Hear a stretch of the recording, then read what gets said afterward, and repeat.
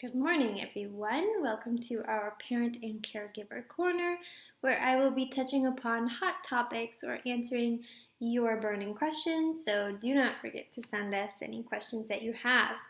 Let me start by setting a scene for you. So you're incredibly late for work and you need to drop your children off at school.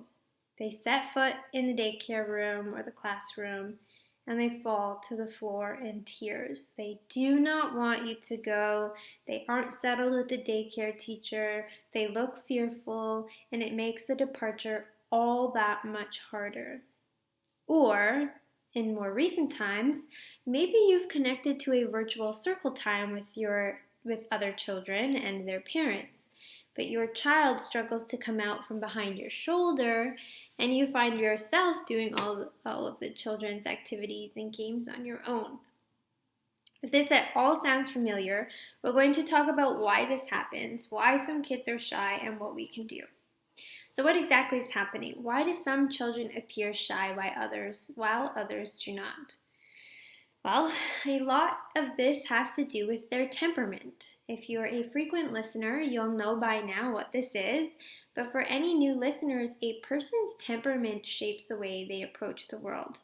And no two kids will have the exact same temperament. It's essentially what makes us all unique. And there is no right or wrong temperament. It's not a choice or an absolute product of either child rearing or genetics. It's just a word that we use to describe who you are or who your child is. So for some children, they have what's called a slow to warm up temperament. This might mean the child needs extra love and support from trusted caregivers when entering an unfamiliar situation. From birth to 18 months, you can expect your child to experience separation and stranger anxiety. You may have heard the expression that, my infant suddenly started acting strange with certain people. This is actually an important developmental stage that emerges around 8 months. This isn't necessarily shyness, but rather an evolutionarily based part of development.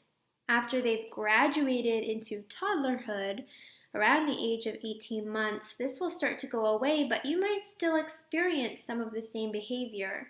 You might expect that your child has a slow to warm up temperament if you notice that they stick close to you when meeting new people, take time getting comfortable in new situations, rarely interact with strangers, prefer to only play with you or at least have you close as they play, struggle to transition to a new caregiver, whether that be a babysitter, unfamiliar aunt, or the daycare teacher, and or if they appear overwhelmed in busy social situations.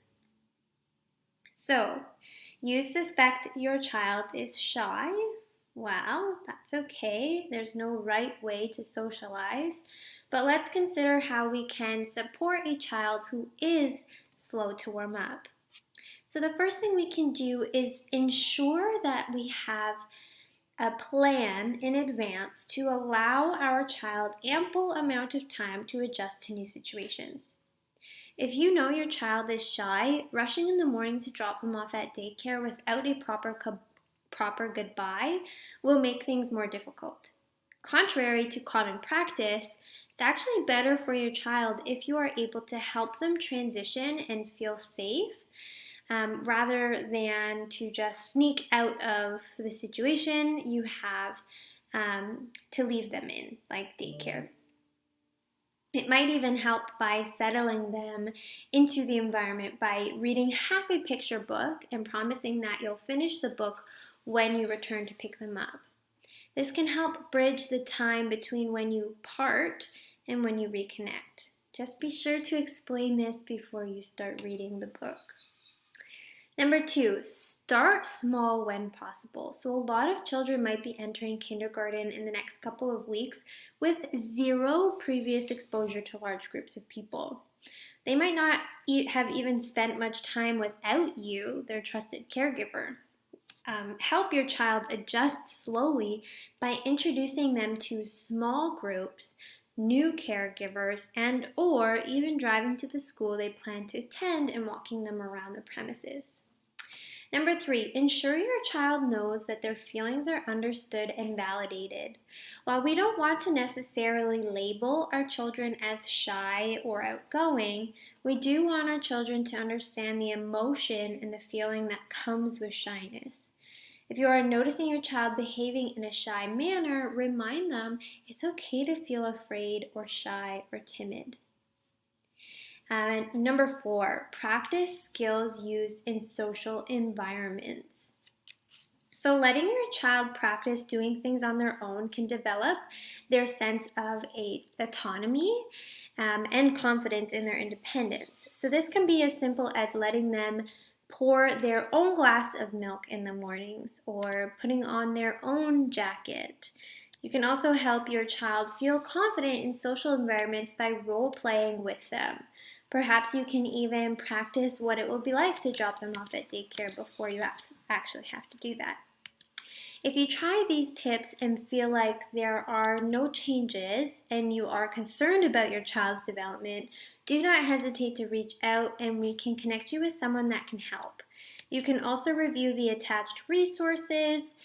0 to 3 has a when to seek help list that you can review if needed. So to find out more about shyness or temperament, please leave a comment below with your questions and I will address them in future weeks. Bye for now.